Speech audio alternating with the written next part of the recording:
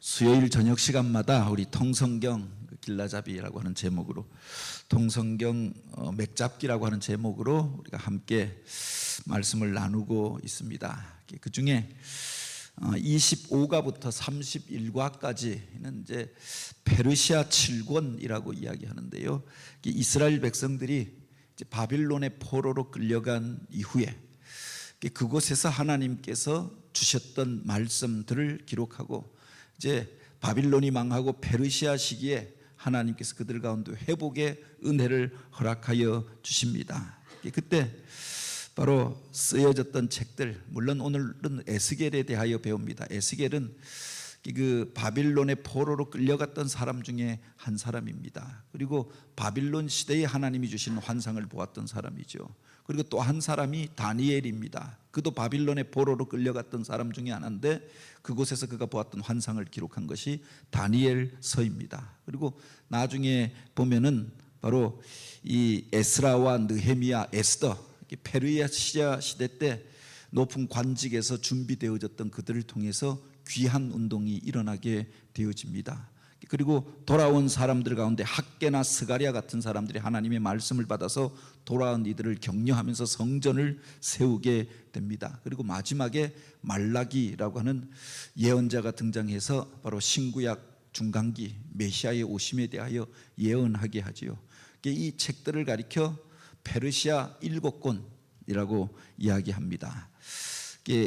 다니엘과 에스라, 학개와 스가랴, 에스더와 느헤미야, 말라기, 그 책들이 쓰여진 시기는 바빌론에 의하여서 이스라엘이 멸망하고 비참한 가운데 거할 때를 배경으로 합니다.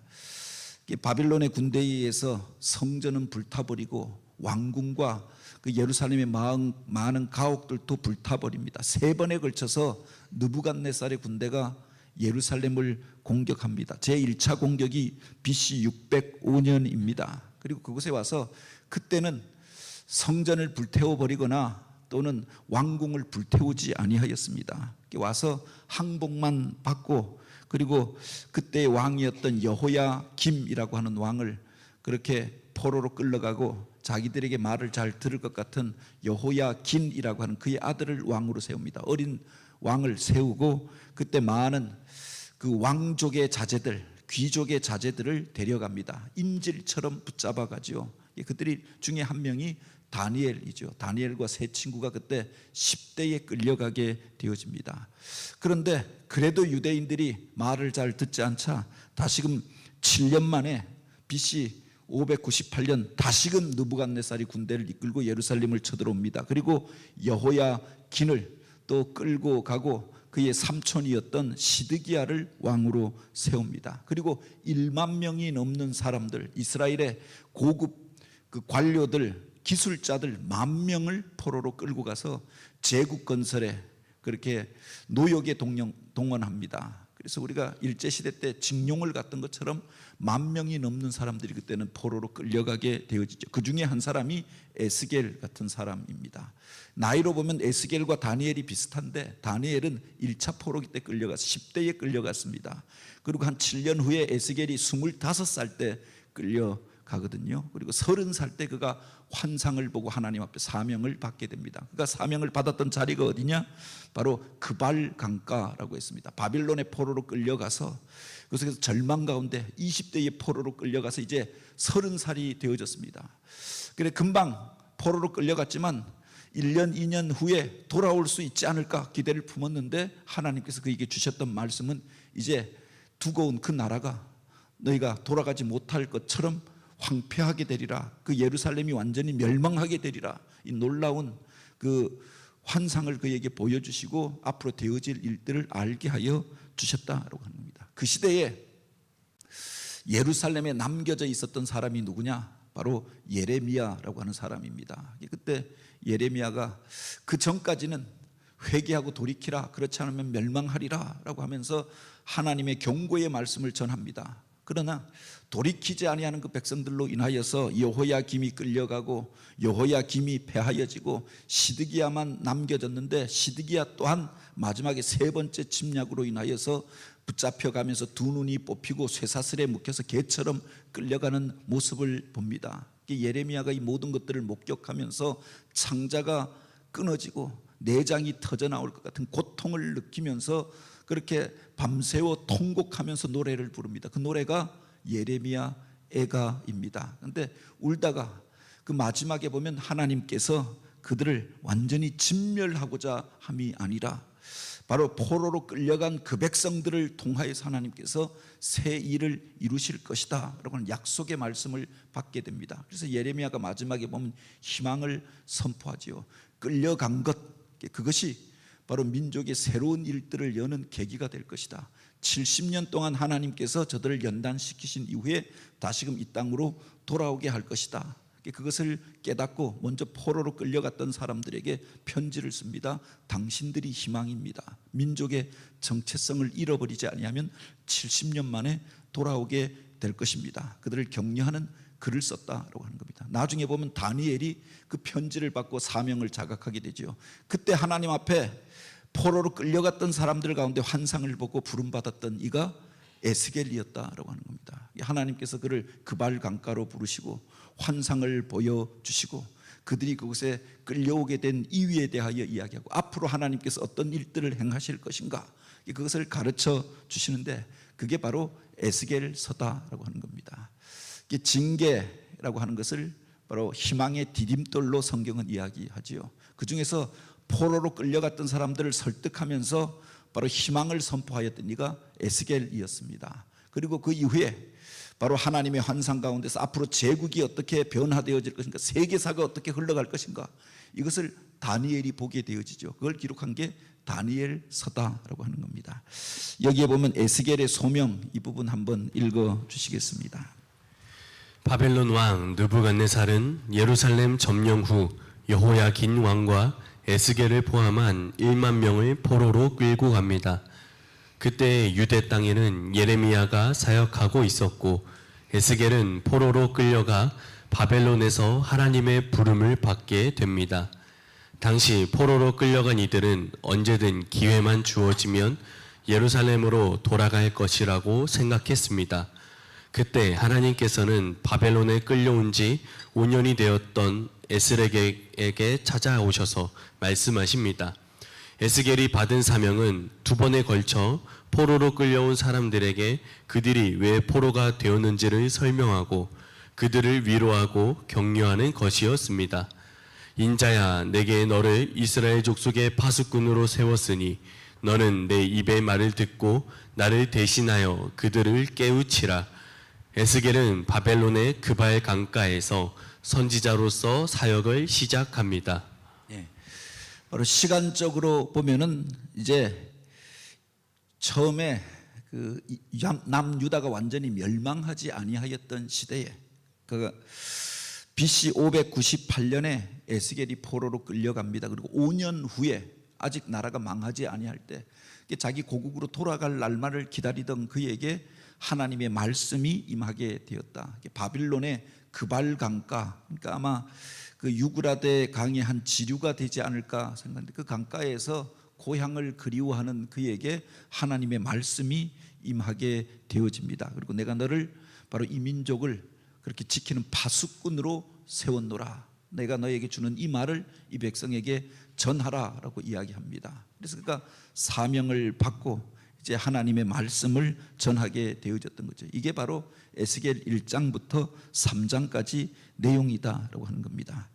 그들을 향하여 내가 그 백성으로 인하여 두려워하지 말고 바로 그들을 향하여 무서워하거나 그렇게 겁내지 말라. 내가 너에게 이 모든 말을 주리니 너는 그들이 듣든지 듣지 아니하든지 그들에게 고하여 이르기를 여호와의 말씀이 이러하다 전하라. 그에게 이야기합니다.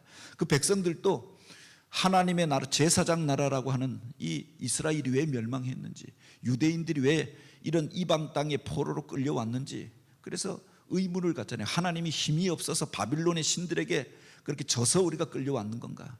아니면 우리 조상들의 죄 때문에 그 죄의 대가를 우리가 치르는 것인가? 여러 가지 의문을 가집니다. 그런데 그들이 끌려온 이유에 대하여 설명합니다. 그리고 앞으로 되어질 일들을 그들에게 하면서 그들을 위로하고 격려하여서 이 어려움의 시간들을 견디도록 하였다라고 합니다. 그 사람이 바로 에스겔이었지요. 남유다의 징계와 심판 4장부터 24장까지 기록하고 있습니다. 우리 조셉 집사님이 한번 읽어주시겠습니다. 에스겔은 바벨론에서 환상 가운데 예루살렘으로 가서 남유다 백성들의 악한 죄와 성전을 더럽게 하는 죄를 보게 됩니다.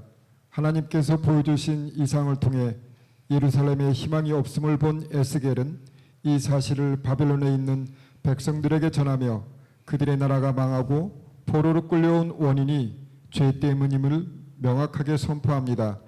곧 하나님의 마음은 악인이 죽는 것을 기뻐하지 않으시며 악인이 회개하고 하나님께로 돌아오는 것을 기뻐하신다는 사실을 증명합니다. 하나님께서는 포로된 이들을 통해 이웃의 예루살렘을 건설하기를 원하시며 이를 위한 훈련 기간으로 70년을 정하십니다. 이 사실을 바벨론에 끌려온 유다의 포로들에게 예레미야는 편지로 에스겔은 바벨론에서 직접 설명하며 설득합니다. 하나님께서는 에스겔에게 가마솥을 걸고 그 안에 물을 붓고 양을 잡아 그 솥 안에 넣고 뼈가 무르도록 삶으라고 말씀하십니다. 그것은 양고기를 먹기 위함이 아니라 솥에 있는 녹을 제거하기 위함이었습니다. 녹슨 솥 안에 있는 어떤 좋은 것을 넣어도 그것마저 먹지 못할 것으로 만들기 때문입니다. 그렇게 70년 동안 바벨론에서 녹을 제거하게 된 솥은 그 후부터 어떤 음식도 요리가 가능한 솥이 될 것입니다. 예. 그러니까 에스겔을 통하여서 하나님께서 바로 이 말씀을 전하게 하십니다. 그래서 성경의 무대가 이제 가나안 땅에서 바빌론의 그발 강가로 옮겨갑니다. 처음에 사실은 그 갈대아 땅에서 아브라함을 부르시잖아요. 그래서 가나안 땅으로 옮겨왔습니다. 옮겨왔다가 바로 요셉과 야곱의 때에 애굽으로 내려갔습니다. 애굽에서 내려갔다가 다시금 돌아온 과정이 출애굽기와 민수기 또 여호수아까지가 아닙니까? 그래서 이제 가나안 땅에서 살던 그들이 죄악 가운데 머물러 있으면서 하나님께서 그들을 옮겨 가셨는데 그게 바로 원래의 자리였던 과거에 아브라함이 떠나왔던 그곳으로 다시금 가게 하였다라고 하는 겁니다. 그 속에서 그들을 훈련시키고 다시금 돌아오게 하시리라라고 약속하였던 거죠. 이것을 예레미야가 이야기하였고 처음에는 경고하였고 그 다음에는 설득하였고 그 다음에 바로 에스겔을 통하여서 이것을 선포하게 하였다라고 하는 겁니다. 이 동시대에 살았던 사람들입니다. 예레미야, 에스겔 그리고 다니엘. 아마 예레미야가 한 20년 정도 나이가 더 많지 않을까. 그러니까 40대 후반에 그가 바로 이 말씀을 전하고 있을 때 바로 10대의 다니엘이 끌려가게 되어집니다. 그리고 한 7년 후에 에스겔도 끌려오는데 그 비슷한 때에 30살에 그가 부름을 받게 되어졌던 25에 끌려왔다가 30살에 선지자의 사명을 받게 되어졌던 거죠. 동시대에 활동하였던 사람들이었다. 먼저 예레미야가 말씀을 받고 경고하고 이 일에 대하여 증거하였습니다. 에스겔이 끌려갔던 사람들 가운데 환상을 보고 바로 하나님께서 그들을 이곳에 오게 하셨던 이유에 대하여 이야기합니다. 죄 때문에 그렇게 되어졌다라고 합니다. 앞에 보면 신명기에 그 말씀을 분명하게 하고 있죠. 하나님을 떠날 때 어떤 일들이 벌어지는가 3단계 심판을 이야기합니다. 그 첫 번째가 재앙입니다. 세상 가운데서 연병이 돌고 재난이 일어나게 되어집니다. 재앙의 사건들이 일어납니다. 그 속에 하나님의 경고가 담겨져 있는 거죠. 그래도 깨닫지 아니하고 돌이키지 아니하면 두 번째가 전쟁입니다. 이방 민족들이 쳐들어와서 그들 때문에 고통을 당하고 나라가 혼란 가운데 빠지게 되어집니다. 이 두 번째 경고이죠. 그래도 돌이키지 아니하면 세 번째가 멸망하여서 포로로 끌려가게 될 것이다 라고 했는데 그들이 바로 처음에 그런 혼란의 일들이 있었습니다. 우리가 잘 아는 것처럼 아합 왕 때 3년이 넘도록 비가 안 내렸던 일이나 므낫세 왕 때 그 땅에 재앙이 임하였던 일이나 그 재앙이 계속 임하는 겁니다. 그런데 깨닫지 못하니까 이젠 전쟁을 일으켜서 북이스라엘을 멸망시킵니다. 남유다가 멸망할 때도 한 번에 걸쳐서 그들이 멸망한 게 아닙니다. 바빌론이 3번에 걸쳐서 쳐들어왔잖아요. 쳐들어와서 깨닫고 하나님을 찾았으면 됐는데 그들이 애굽을 의지합니다. 세상 나라들을 끌어들입니다. 그래서 더 큰 전쟁이 일어나고 더 큰 전쟁이 일어나고 결국은 그래도 깨닫지 아니하니까 완전히 멸망시키고 포로로 끌고 가셨다고 합니다. 그 속에 죄악이 있었음에 대하여 이야기합니다. 너희들의 죄 때문에 이렇게 되어졌다. 그래서 그 죄를 돌이키라라고 이야기하는 거죠. 조상들의 죄 때문만이 아니라 너희들 속에 그 죄가 있었다. 하나님의 말씀을 알고도 지키지 아니한 죄가 있었음을 이야기합니다. 하나님께서 그들에게 안식년과 희년 법을 주었습니다. 그런데 그 법을 무시하고 살아갑니다. 그러니 하나님께서 강제로 그 땅을 쉬게 만드셨던 거죠.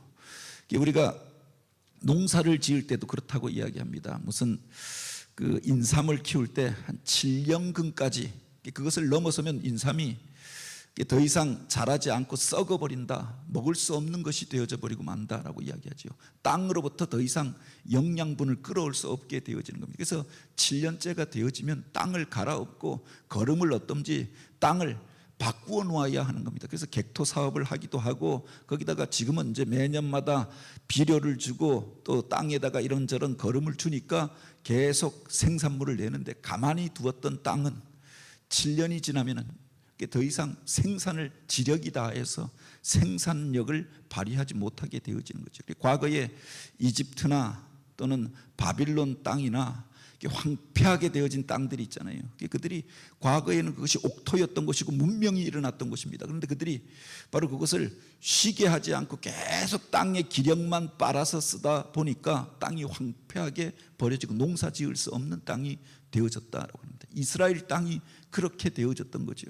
말씀을 듣고 지키지 아니할 때 하나님께서 그들을 뽑아 가셔서 강제로 그 땅이 70년 동안 쉬게 하고 버려져서 안식하게 하였다라고 하는 겁니다. 그런데 또 한 가지는 그 70년이 바로 뽑혀간 사람들이 훈련받는 기간이었고, 바로 하나님의 은혜를 받는 준비하는 기간이었다라고 하는 겁니다. 그래서 에스겔이 처음으로 보았던 환상 중에 하나가, 명령 중에 하나가 바로 그 녹슨 가마솥 가운데에다가 바로 양을 넣고 그것을 그렇게 오랫동안 그 뼈가 온전히 다 문드러질 때까지 삶도록 하였다라고 하는 겁니다. 그 양고기를 먹게 하기 위하여서 바로 그 가마솥에 삶도록 한 것이 아니라, 사실은 그곳에서 기름이 나와서 그 녹슨 가마, 제대로 쓰지 않았던 그 가마에 기름때가 시꺼먼 찌꺼기들이 다 빠질 수 있도록, 그래서 불을 떼서 찌꺼기들을 제거하고 그 다음에 깨끗하게 난 후에 녹슨 것들을 다 제거한 연후에 하나님께서 쓰실 것이라 라고 하는 그 약속이 그 속에 담겨져 있는 거죠. 우리가 오래된 것들을 쓰려고 하면 한참 동안 녹을 닦아내야 하잖아요. 그냥 거기다 음식을 해 먹으면 그 독을 먹는 것 아닙니까? 그래서 이걸 제거되어져야 저들이 하나님 앞에 다시금 쓰임받을 터인데, 그 기한을 70년으로 잡으셨다라고 하는 겁니다. 녹슨 것들을, 그 독들을, 그들 안에 들어와 있던 죄악들을 제거하여서 하나님만을 사모하도록 70년 동안 훈련시킨 연후에 그들로 돌아오도록 하였던 거죠.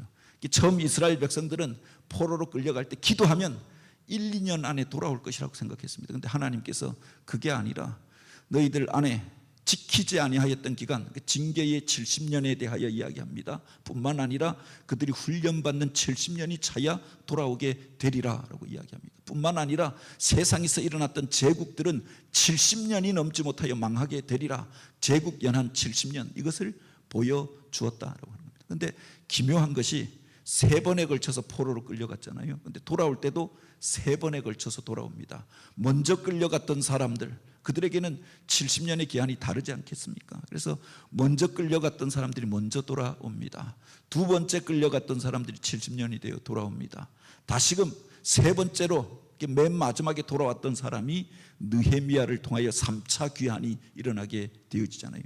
이것처럼 바로 끌려가는 것도 3번에 걸쳐서 끌려갔고 돌아오는 것도 3번에 걸쳐서 끌려갔다. 사람마다 그 70년의 시간은 조금씩 다를 수 있었다라고 하는 것을 우리가 한번 기억하면서 바로 이 말씀들을 보면 좋을 것 같습니다. 그 뒤에 보면은 이제 25장부터 32장까지는 이게 단지 이스라엘만을 위한 예언이 아니었다라고 하는 겁니다. 당시대에 있었던 많은 나라들, 많은 나라들, 이방 나라들 향한 심판을 같이 예언하고 있는 겁니다. 그 제사장 나라로 쓰임 받았던 그들이 타락하니까 그들만 타락한 것이 아니라 그 주변에 있는 나라들도 빛을 보지 못하고 하나님의 말씀을 듣지 못하고 오히려 그 속에서 혼란한 세계 가운데 하나님의 심판이 같이 임하게 될 것을 말씀해 주었던 거지요. 그래서 암몬과 모압, 에돔과 블레셋 두로 또한 하나님의 심판을 그렇게 받게 될 것이다. 두로와 블레셋이 해양 민족으로 들어와서 바로 그와 같이 약탈을 일삼았습니다. 그것으로 인하여 너희가 바다 가운데서 빠져서 멸망하게 될 것이다 라고 이야기합니다. 암몬과 모압이 우상을 섬기다가 바로 이스라엘보다 먼저 멸망하게 되어지지요. 그리고 에돔이 이스라엘 백성들이 이와 같이 멸망하는 것들을 보고 오히려 환호성을 지릅니다. 우리 옆에 있던 저 나라들이 망하는 것들을 오히려 기뻐하잖아요. 그런데 너희가 기뻐하는 그것처럼 너희들이 바로 예루살렘처럼 황폐하게 버려질 것이다. 그래서 에돔도 멸망하게 되어집니다. 이스라엘 백성들이 그때 애굽이 남아 있었습니다. 그래서 이 애굽이 우리를 구원해 주지 아니할까. 그래서 아예 하나님께서 블레셋의 군대를 들어서 애굽을 멸망시켜 버립니다. 그 나라가 너희를 도와줄 수 있는 것이 아니다라고 하는 것을 명확하게 보여주었던 거죠. 이 에스겔서에 보면 그래서 그 나라들은 어떻게 될 것인가 이것까지 하나씩 다 기록하여 놓고 있었다라고 하는 겁니다. 포로로 끌려간 그 사람들이 엉뚱한 기대를 하잖아요. 저기 애굽에서 일어나서 바로 바빌론을 멸망시키고 우리를 구원해 주지 아니할까 기대하는데 그게 헛된 기대를 버리라 라고 이야기하면서 이 세계사가 어떻게 흘러가는가, 그 나라들의 운명은 어떻게 될 것인가, 이것을 가르쳐 주었다라고 하는 겁니다. 그리고 이제 그 33장에 보면 에스겔서 33장에 놀라운 전환점이 일어납니다. 그때가 언제냐? 바로 유다가 멸망한 해였다라고 하는 겁니다. BC 586년 포로로 끌려갔던 사람들이 오매불망 고국으로 돌아갈 날을 기다립니다. 그런데 바로 들려온 소식이 뭐냐? 바로 예루살렘이 완전히 불타버리고 마지막 남겨졌던 왕손이었던 시드기야가 바로 두 눈이 뽑혀서 포로로 개처럼 끌려오다가 도중에 죽게 되었다라고 하는 이야기입니다. 완전히 소망이 꺾여버리는 소식을 듣게 되어지죠. 그 나라로 이제 우리 집으로 돌아가야 하리라라고 했는데 그 나라가 돌아갈 수 없게 되어진 겁니다. 나라가 없어져 버리고 예루살렘은 불타버리고 성전도 무너져 버리고 그 땅이 황폐하게 버려졌다. 그리고 수많은 사람들이 마지막으로 포로로 끌려오는 그 모습들을 보면서 절망에 빠지게 되었던 겁니다. 그때 하나님께서 에스겔에게 주었던 환상이 바로 마른 뼈의 환상입니다. 에스겔의 마른 뼈 환상 이 부분 한번 읽어주시겠습니다. BC 586년 예루살렘 멸망 소식이 바벨론의 포로민들에게도 전해집니다. 이 장면이 기록된 에스겔 33장을 전환점으로 더 이상 예루살렘을 향한 어떤 희망도 품을 수 없는 상황 속에서 오히려 바벨론 땅에 포로로 끌려와 있는 이들이 미래의 희망이 되어질 것을 예언합니다. 예루살렘 멸망 전 심판을 선언했던 에스겔은 이제 놀라운 희망을 선포합니다. 에스겔 35장에 나오는 마른 뼈 환상, 즉 마른 뼈에 하나님의 생기가 들어감으로 일어나서 큰 군대가 되는 환상을 보게 되는데, 이는 소망을 찾을 수 없는 이스라엘을 향한 하나님의 비전을 보여줍니다. 에스겔의 설득으로 말미암아 포로민들은 바벨론에서 다른 민족들과 달리 절망하지 않고 최선을 다해 미래를 준비하게 됩니다. 그들은 바벨론 70년 포로 생활을 통해 극상품 무화과 열매가 되어 고국으로 돌아가 절망에 사로잡혀 있는 동족들을 위로하게 될 것을 예언합니다. 예, 에스겔서는 그래서 그가 하나님 앞에 환상을 봅니다. 그 계시의 그 말씀을 듣게 되어지죠. 그 들은 것들을 바로 그 백성들에게 나와서 선포하는 형식, 계시 일지 형식으로 되어져 있습니다. 그발 강가에서 하나님이 날 부르시고 이런 것들을 보여주시고 이 말씀을 주셨다. 그것을 포로로 끌려와 있던 사람들에게 전합니다. 그런데 33장에 보면 전환점이 일어나게 되죠. 사람들이 그 말을 듣지 않습니다. 그런데 그가 이제 그 나라가 완전히 망하게 될 것이다. 그 나라로 너희들 당대에 돌아갈 것이다. 빨리 돌아가고 싶다. 그 소원이 아니라 어떻게 하면 우리가 하나님의 거룩한 백성이 될 것인가, 이것을 준비해야 한다. 너희들이 희망의 씨앗이다라고 이야기합니다. 그들은 남겨진 그 사람들이 우리를 이곳에서 건져내 줄 것이다라고 생각합니다. 애굽이나 무슨 다른 나라가 주변 나라들이 연합해서 우리를 구출해 줄 것이다라고 생각하는데, 너희가 이곳에 먼저 끌려온 것은 그 멸망의 자리에서 멸망당하지 않고 죽지 않고 너희들을 살아서 먼저 옮겨놔서 그 재앙을 보지 않도록 피하게 한 것이다 라고 에스겔이 말하였던 겁니다. 그러면서 너희가 이곳에서 준비되어지면 하나님께서 너희들을 통하여 남겨졌던 이들, 비참함을 겪고 폐허의 자리 가운데 살고 있는 그 사람들에게 너희가 돌아가서 희망이 될 것이다. 너희들을 통하여서 제사장 나라를 다시금 일으킬 것이다. 그 기한을 70년이라고 이야기하였던 거죠. 그 전환점이 되어지는 게 33장이었다라고 하는 겁니다. 그들이 가지고 있었던 오해 중에 하나가, 남겨진 사람들이 이 시드기야 왕이 좀 나라를 잘 다스려 가지고 그래서 우리를 구출해 주면 얼마나 좋을까, 남겨진 백성들이 과거의 국력을 회복해서 우리를 이렇게 귀환시켜 주면 얼마나 좋을 것인가. 그런데 그들이 완전히 망해버리니까 절망하는 그들에게 바로 하나님의 환상을 보여주었던 거죠. 하나님께서 이 에스겔을 우리가 잘 아는 것처럼 이끌고, 그가 직접 예루살렘에 간 게 아닙니다. 그런데 환상 가운데 하나님께서 이걸 보여주시는 겁니다.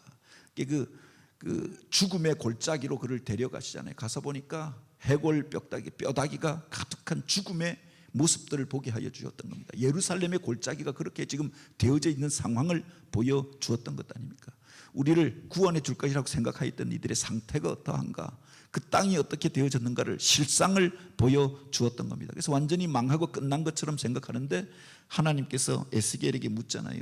인자야, 이 뼈들이 살아나겠느냐. 그러니까 주께서 아시나이다. 에스겔이 그렇게 대답하죠. 나는 알지 못하지만 하나님은 아시지 않습니까? 하나님께서 그들을 향하여 바로 내 말을 대언하라 라고 이야기합니다. 그래서 하나님이 주셨던 말씀을 대언하였더니 바로 그 뼈들이 꿈틀꿈틀 죽었던 뼈들이 일어나는 환상을 보여줍니다. 그들을 향하여 생기야 들어가라 외치라 라고 이야기합니다. 그래서 생기야 들어가라 외쳤더니 그들이 이제 일어나서 거룩한 군대가 되는 환상을 보여주는 겁니다. 망한 나라에 완전히 죽은 것 같은 사람들이 어떻게 살아가는가, 그 말씀을 통해서 살게 되어지고 성령이 그들 가운데 들어가면 여호와의 군대가 되어질 것을 그에게 환상으로 보여주었던 거죠. 그래서 그가 백성들 가운데 이제 말씀을 전하기 시작합니다. 그때로부터 시작되었던 운동이 회당 운동입니다. 유대인들이 모여 있는 곳에서 어디서든 말씀을 가르치기 시작합니다. 부모들이 자식에게 말씀을 가르칩니다. 그리고 이스라엘 공동체가 7가정 이상 모이면 회당을 만들어서 그곳에서 말씀을 가르치고, 그리고 그 말씀을 교육합니다. 그리고 그곳에서 기도하는 처소를 삼았다라고 하는 겁니다. 이게 시나고그 회당 운동이 시작된 것이 그때였고, 성경이 다시 기록된 것이 바로 이 바빌론 포로기였다라고 이야기하죠. 그래서 어떤 사람들은 이 성경을 이야기할 때 모세오경, 이게 사실은 모세 때 쓰여진 게 아니다, 바빌론 포로기에 쓰여졌다라고 이야기합니다. 그 말도 반은 맞는 말입니다. 과거의 율법책들이 다 불타버리고 없어져 버렸습니다. 그런데 언제 그 말씀이 다시금 회복되어졌느냐? 에스겔의 때에 이 말씀이 회복되어졌던 거죠. 에스라라고 하는 율법학자들이 바로 그 속에서 어려서부터 하나님의 말씀을 듣고 자랐던 그 사람들이 그곳에서 바로 그 말씀을 기록하기 시작합니다. 자기들만 알고 있는 말씀이 아니라 백성들에게 가르치기 위하여. 그래서 바로 에스라가 돌아와서 폐허의 가운데에서 절망하고 있는 백성들에게 말씀을 펼쳐서 그렇게 들려주잖아요.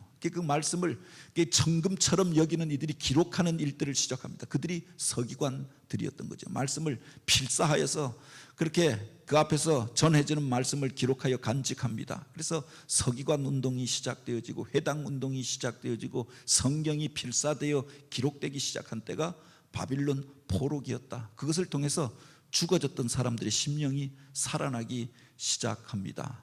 그들에게 성령이 들어가고 나니까 부흥이 일어나게 되어졌던 거죠. 이것을 기록하고 있는 게 바로 다니엘서다. 그래서 다니엘서 37장에 보면 마른 뼈의 환상이 등장합니다. 그리고 39장에 보면 두 막대기의 환상이 등장합니다. 나라가 갈라져서 망하지 않았습니까? 그런데 그 두 막대기를 내가 막대기 2개를 취하여서 손으로 붙잡으라. 그래서 하나는 이스라엘의 막대기고 다른 하나는 유다의 막대기인데 그 손이 내 손에서 다시금 갈라지지 아니하리라. 그 이후로 돌아온 사람들의 주역이 되었던 것이 유다 지파였습니다. 그래서 그걸 유태인이라고 이야기하는데 유대인의 시작이라고 이야기하지만 남겨 흩어졌던 백성들이 이제 유대인의 이름으로 하나가 되어져서 돌아오게 되어졌던 거죠. 이게 유대교의 시작이고 유대인들의 시작이 되어집니다. 여기에 보면 에스겔을 통하여 하나님이 주셨던 말씀이 바로 새 언약에 대한 이야기입니다. 내가 너희들에게 새 언약을 세우리니 다시금 너희가 거룩한 나라가 될 것이다. 화평의 언약을 세워서 그 언약을 영원히 세우리라 라고 이야기했는데 이 새 언약이라고 하는 말을 사용하였던 분이 바로 예수님이십니다. 그리고 새 계명을 너희에게 주노니라고 했는데 그 언약이 이루어질 날이 돌아올 것이다. 너희가 그 말씀을 붙잡고 돌아가서 기다리면 하나님께서 언약의 사자를 보내어서 바로 온전하게 너희를 회복시키고 영원한 나라를 열게 될 것이다 라고 했는데 이게 바로 에스겔을 통하여 주었던 환상이 예수님을 통하여 이루어지게 되었던 거죠. 마지막 40장에서 48장까지는 그들이 이제 돌아가서 세우게 될 성전에 대한 조감도 환상을 기록하게 하십니다. 에스겔의 성전 조감도 조 집사님 한번 읽어주시겠습니다. 에스겔을 예루살렘 성으로 데려가 그들의 죄악을 깨닫게 하셨던 하나님께서는 다시 에스겔을 예루살렘을 이끌고 가셔서 재건된 미래의 모습을 보게 하시는데 이때 환상 중에 보여주신 새 예루살렘 성전의 모습은 에스겔서의 결론이자 제사장 나라 이스라엘 회복의 절정을 보여줍니다. 하나님께서 에스겔 선지자에게 보여준 재건될 예루살렘 성전 조감도는 이후 귀환 공동체가 예루살렘을 재건하는 원동력이 됩니다. 에스겔 선지자가 환상 중에 본 성전에서 흘러나오는 생명을 살리는 물에 대한 이야기는 이후 요한계시록의 새 하늘과 새 땅의 생명수 강의 배경이 됩니다. 에스겔은 자신이 본 성전을 이야기하며 절망 가운데 빠진 백성에게 하나님의 구원과 회복에 대해 외칩니다. 에스겔 48장은 앞으로 펼쳐질 역사에 대한 기대가 담겨 있는데 에스겔서의 마지막은 성전을 떠나셨던 하나님께서 다시 성전에 계심을 선언하며 여호와 산마로 결론을 맺습니다. 네. 에스겔서는 유다의 회복에 대한 예언을 담고 있습니다. 그런데 하나님의 진심이 뭐냐? 그래서 그들이 죄를 범하였기 때문에 그들을 심판하는 데 있었던 것이 아니라 이 일을 통하여서 저들이 회개하고 돌아오는 것을 기대하였다라고 하는 겁니다. 그 중에서 그 백성들이 다시금 거룩한 나라를 이룰 거룩한 씨앗들을 먼저 옮겨 놓았던 겁니다. 그 모판이 되었던 것이 과거에 아브라함이 갈대아에서 나왔던 것처럼 그 모판이 되었던 자리로 돌아가서 그들을 먼저 옮겨 놓았던 거지요. 그 땅이 남겨졌던 사람들이 오히려 좋았던 것이 아니라 예루살렘이 불타고 멸망할 때 그곳에 있었던 사람은 온갖 비참한 일들을 겪게 되어지고 북쪽의 사람들은 사마리아인이라고 해서 혈통이 혼잡되어져서 정통성같이 순수성까지 잃어버리게 되어졌습니다. 그런데 포로로 끌려왔던 사람들이 오히려 그 신앙의 순수성을 지키게 되어졌던 거죠.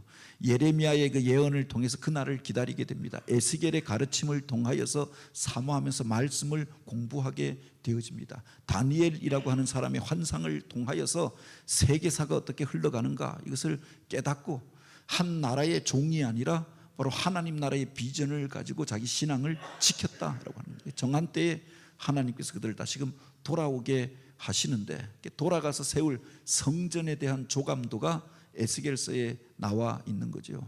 이 백성들이 그 황폐하게 버려졌던 땅이 어떻게 살게 될 것인가 하나님께서 다시금 에스겔을 이끌고 환상을 보게 하시는데 예루살렘으로 이끌어 가셔서 그곳에서 성전이 세워지고 성전 문지방에서 흘러내리는 물이 그 땅을 다시금 살게 하고 죽었던 강물이 다시금 살아나고 죽었던 바다에서 그렇게 물고기들이 돌아서 뛰노는 환상을 보여줍니다. 그 성전이 다시금 세워질 때 회복의 은혜가 나타나게 될 것을 보여주셨던 거죠. 그리고 맨 마지막에 보면 그 강을 가리켜서 우리가 생명수 강이라고 이야기하는데 천국에 대한 모형이 되어지잖아요. 요한계시록에 보면 이 똑같은 말이 그대로 등장하는 겁니다. 에스겔이 보았던 그 환상이 단지 예루살렘의 회복이 아니라 바로 영원한 나라 새 예루살렘, 새 하늘, 새 땅에 대한 환상과 비전을 담고 있다라고 하는 것을 요한계시록을 통해서 보게 되어지는 거죠. 그리고 맨 마지막에 에스겔서는 그렇게 끝납니다. 여호와 삼마라고 하는 말로 끝나는데 이 여호와 삼마가 무엇인가? 바로 여호와께서 거기 계시다라고 하는 겁니다. 그들이 보기에 예루살렘은 이제 하나님이 떠나간 것 같은 도시가 되어졌습니다. 하나님이 더 이상 지켜주지도 않고 황폐하게 버려지고 잡초만 무성하고 온갖 비참한 일들이 벌어지는 땅이었습니다. 그런데 그들이 믿음의 소원을 가지고 돌아가서 이제 정결한 믿음으로 하나님의 성전을 짓게 되어지면 하나님께서 그곳에서 너희를 다시금 만나 주리라 라고 약속하여 주십니다. 그리고 여호와 삼마, 그곳에 하나님이 계시다. 물론 당시의 유대인들은 그것을 예루살렘에 계시다라고 하는 의미로 해석하는 이들도 있었습니다만 정결한 믿음으로 회개하고 말씀 안에 준비되어졌던 자들이 그들이 하나님을 향하여 소원을 품고 결단하여서 돌아가게 되어졌을 때 그들을 통하여 세워진 그 성전 가운데 하나님께서 계시고 그곳에서 그들을 축복해 주시리라라고 하는 약속이 그 속에 담겨져 있는 거지요. 바로 이 에스겔서는 포로민들을 위하여서 주어진 말씀입니다. 끌려간 사람들, 절망하고 있는 사람들에게 우리가 이렇게 끝날 것이 아니라 하나님께서 이곳에서 우리를 준비시키시고 훈련시키셔서 돌아가게 할 것이라. 그리고 그 날을 준비하도록 하였는데 그때 말씀을 그렇게 공부하고 기도하며 자기 신앙을 지켰던 그 사람들, 그들을 가리켜 이제 유대인이라고 부르게 되었던 거죠. 맨 처음에 이스라엘 백성들을 가르치는 말은 히브리인이었습니다. 혈통적인 의미로, 그리고 과거에 사실은 이게 멸시하는 말이었다라고, 합비루라고 하는 말에서 나왔다라고도 이야기합니다. 그래서 떠도는 사람인, 유랑인들 가리키는 말이었죠. 그 합비루 중에 하나가 바로 히브리인의 조상이 되어진 아브라함이었습니다. 그리고 그들이 애굽 땅에서 나온 이후에 이스라엘에 들어가서 바로 그들이 불려지던 이름은 이스라엘이었습니다. 야곱이 변화되어져서 받았던 이름이 아닙니까? 그 12지파를 상징하는 이름이 이스라엘이었습니다. 그런데 이스라엘 가운데 북쪽의 10지파는 먼저 멸망하였습니다. 우상을 섬기다가 금송아지를 섬기다가 이스라엘의 정통성을 잃어버렸습니다. 그 속에서 다윗의 언약을 지키고 믿음을 지켰던 사람들이 유다 지파 사람들이었는데 그들을 중심으로 하여서 바빌론에서 회복의 운동이 일어났던 겁니다. 그래서 그때 돌아왔던 그 사람들을 가리켜서 이제는 유대인의 시작이 되어지고 유다 종교의 시작이 되어졌다라고 하는 겁니다. 이것을 기록하고 있는 책이 에스겔서입니다.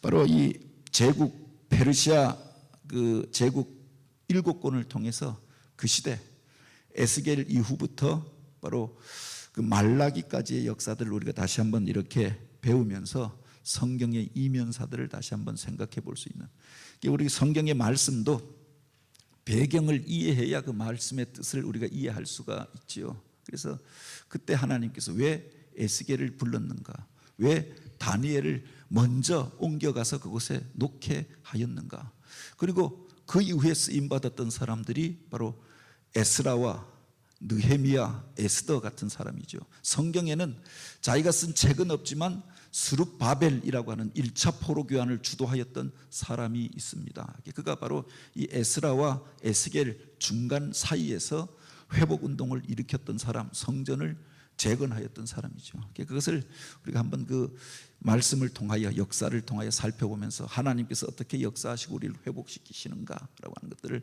배우고 또 다시 한번 묵상할 수 있는 기회가 되길 바랍니다. 기도드립니다.